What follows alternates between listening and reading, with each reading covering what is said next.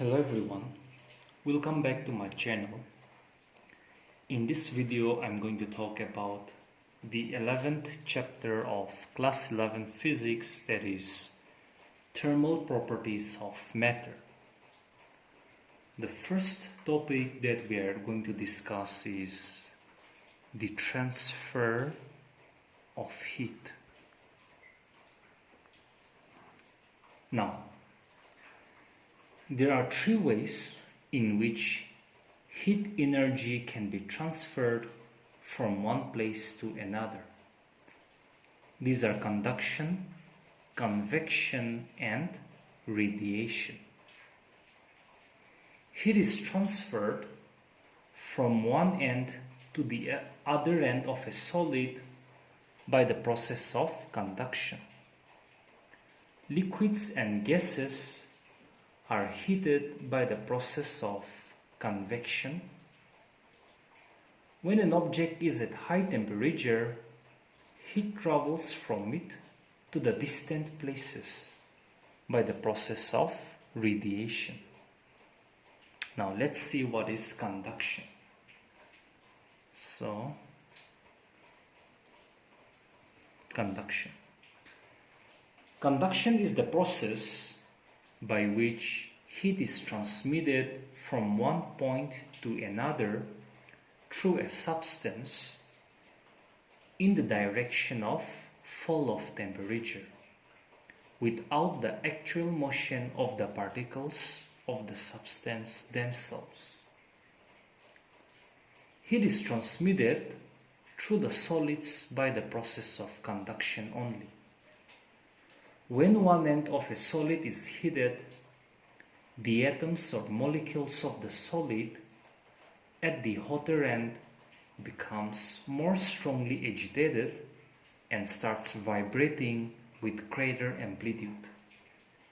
In doing so, they transfer disturbance to the neighboring molecules. Now, the solids differ considerably from each other in their ability to conduct heat.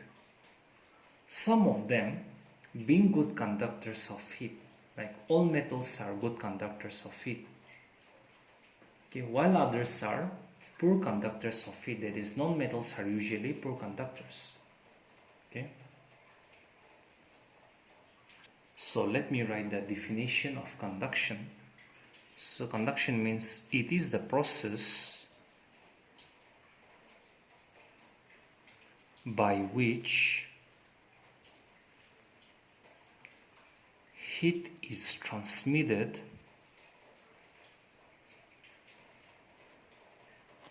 from one point to another through a substance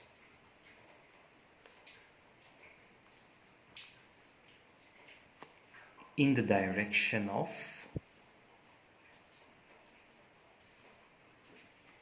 fall of temperature,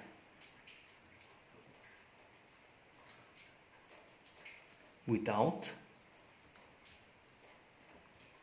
the actual motion of the particles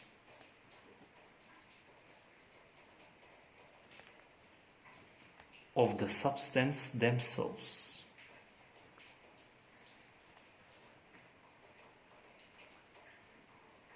Okay, that is known as the conduction.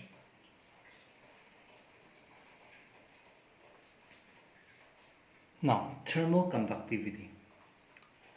The amount of heat flowing through a substance by conduction depends upon a number of factors. To discuss these factors or to study these factors, consider a slab of such a substance having parallel faces. Let A, capital A, be the area of cross-section of each of the faces. So these are the parallel faces. So let capital A be the area of cross-section of each of its two parallel faces. Suppose the hot face is at temperature T1 while the cold face is at temperature T2.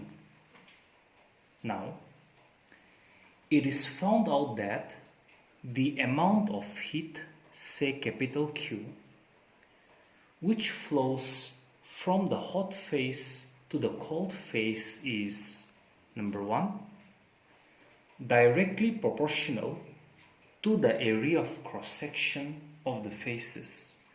So the amount of heat flowing is directly proportional to the area of cross-section of the two faces. Number two, the amount of heat flowing is directly proportional to the temperature difference between the two faces. Here the hot face is temperature T1 and the cold face is temperature T2. So the difference in temperature will be T1 minus T2. So the amount of heat flowing will be directly proportional to the difference in temperature of the two faces. Number three, the amount of heat flowing is also found to be directly proportional to the time for which the heat flows. Let's say that if small t is the time period for which the heat flows, then in that case, this Q is directly proportional to the time. So the heat flowing is directly proportional to the time for which the heat flows. Number four, the amount of heat flowing is inversely proportional to the thickness of the slab or the distance between the heat source, the hot face and the cold face. Suppose the distance between the parallel faces, the two parallel faces is given by small d. Then this heat flowing, the amount of heat flows is inversely proportional. So 1 by d is inversely proportional to the thickness of the slab or the distance between the hot face and the cold face. Now, as we combine all these factors, combining these four factors, we get Q is proportional to A T1 minus T2 times T divided by D. Or if we convert this proportional to equals, we get a constant. In this case, we write K as the constant. So Ka T1 minus T2 T by small d, where the constant of proportionality K is known as the coefficient of thermal conductivity of the material. Its value depends upon the nature of the material. Okay.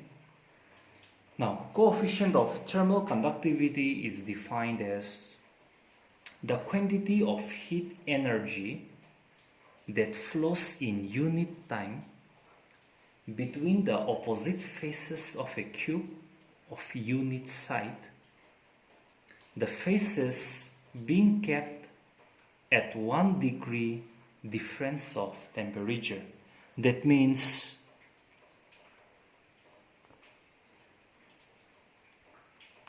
if we use A as 1, the area as 1, the distance to be 1, time period to be 1, T1 minus T2 to be 1, then from this equation we have Q is equal to K. So from here we define that coefficient of thermal conductivity may be defined as Q, means the quantity of heat energy that flows in unit time between the opposite faces of a cube of unit side, the faces being kept at 1 degree difference in temperature. Now, if small amount of heat dq flows between the two faces of the slab, this slab, of the material in small time dt, then in that case this q will be replaced by dq. So dq will be equal to Ka T1 minus T2, T will be given by dt divided by small d. Then in that case, this equation can be rewritten as dq by dt is equal to Ka T1 minus T2 by d. Now we will talk about convection. Convection is the process by which heat is transmitted through a substance from one point to another due to bodily motion of the heated particles of the substance. Let me repeat. Convection is the process by which heat is transmitted through a substance from one point to another due to bodily motion of the heated particles of the substance. Now, the fluids, that is liquids and gases, are heated by this process.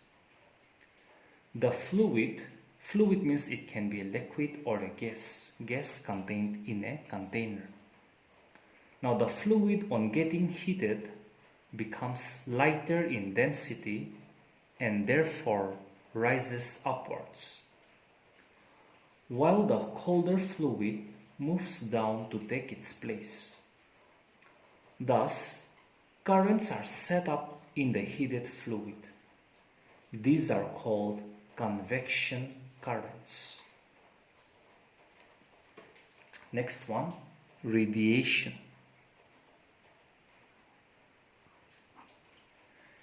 Radiation is the process by which heat is transmitted from one place to another without heating the intervening medium.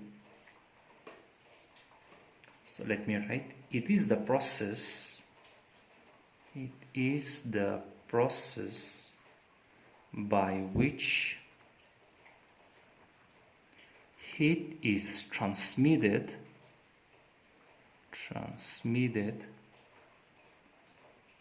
from one place to another without heating the intervening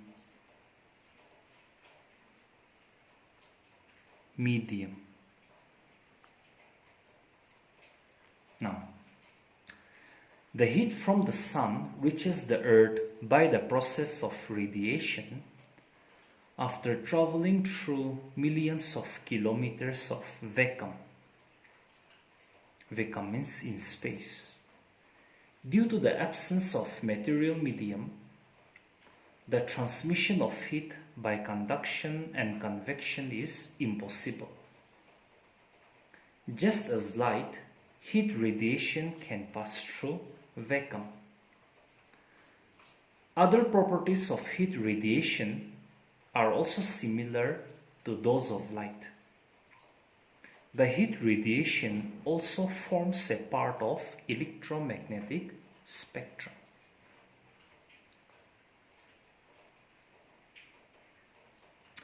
The energy emitted by a body in the form of radiation on account of its temperature is called thermal radiation.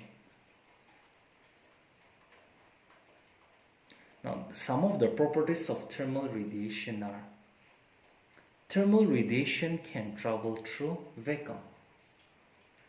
That is, the transmission of heat from the sun to the earth shows that the heat radiation do not require any material medium for its propagation. Next property, heat radiation always travels along straight line. Thermal radiations always obey the laws of reflection. Thermal radiation can also be refracted. Next, the velocity of thermal radiation is equal to the velocity of light. Next one, thermal radiation do not affect the medium through which they pass. Now, the next one, Newton's law of cooling. This is very important. Newton's law of cooling says that the rate of cooling means the rate of cooling can be also said as the rate of loss of heat. So the rate of cooling of a body is directly proportional to the temperature difference between the body and the surroundings, provided the temperature difference is small. Now let us prove this Newton's law of cooling. Consider a hot body at temperature theta, let us say. So consider a hot body of temperature theta. Let theta naught be the temperature of the surroundings.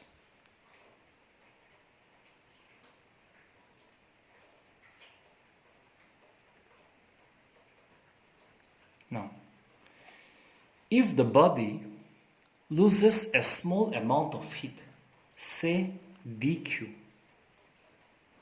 if the body loses a small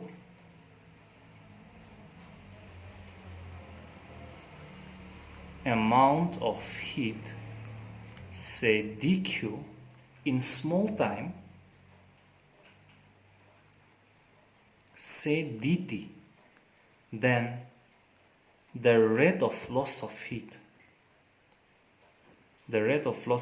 will be given by dq divided by dt with negative sign. The negative sign indicates that there is a loss of heat.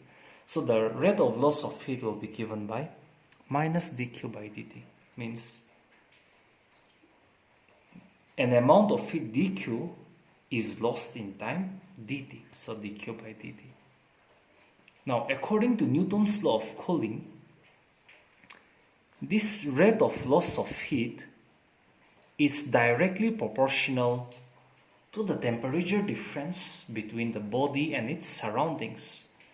So the temperature difference between the body and the surroundings will be theta minus theta naught, or minus dq by dt will be equal. If you convert this proportional to equals, we need to write a constant k. Let us say theta minus theta naught, where k is the constant of proportionality and its value depends upon the area and nature of the surface of the body.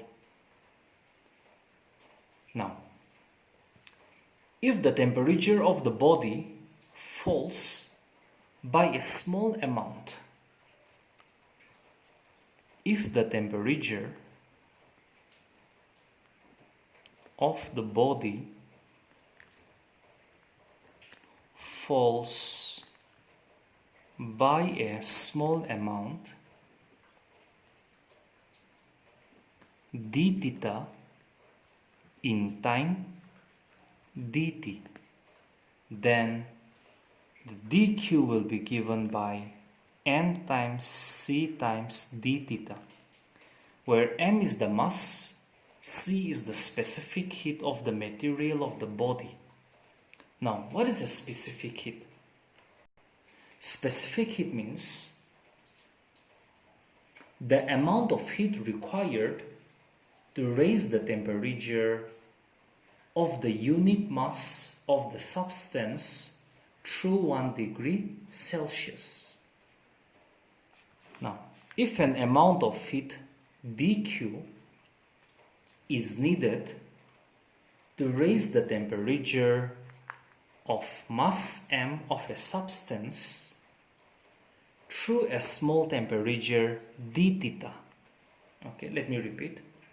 If an amount of heat dq is needed to raise the temperature of mass m of a substance through d theta, then the specific heat C will be given by dq divided by m times d theta, or dq will be given by m times c times d theta.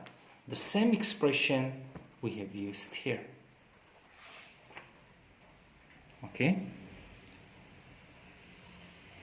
Where m here, m is the mass and c is the specific heat of the material of the body. Therefore, the rate of loss of heat will be given by dq by dt is equal to mc times d theta by dt. That means I'm dividing both sides by dt. So let me make this as equation number 1 and this as equation number 2. Now from equation 1 and 2 we have minus mc times d theta by dt will be equal to k times theta minus theta naught, or minus d theta by dt will be equal to k by mc theta minus theta naught, or minus d theta by dt will be equal to capital K times theta minus theta naught. Since k is a constant of proportionality, m mass is constant, specific heat is constant, so constant upon constant gives you another constant, say capital K, where capital K is given by small k upon m times c is another constant. The negative sign here indicates that as the time elapses, the temperature of the body decreases. Therefore, from this above equation, we can also rewrite this equation as minus d theta by theta minus theta naught will be k times dt. I can bring this negative over here. Okay. Now integrating both sides, then integration of d theta by theta minus theta naught will be, here minus k is constant, so we'll integrate only dt. Now we know that integration of dx is x, okay, plus any constant. Integration of dx by x is log x plus any constant. Integration of dx by x plus any constant will be equal to log of x plus c. So here, integration of d theta by theta minus theta naught will be log of theta minus theta naught of log with base e. Minus k as it is. Integration of dx is x, so integration of dt will be simply t plus a constant of integration, since it's a definite, or this is an indefinite integral, where c is the constant of integration. So which proves the Newton's law of cooling. I hope and believe that this video is helpful for your learning process. If there is any doubts or clarifications, you can always comment. Okay, or you can text in the Google Classroom, or you can like comment personally.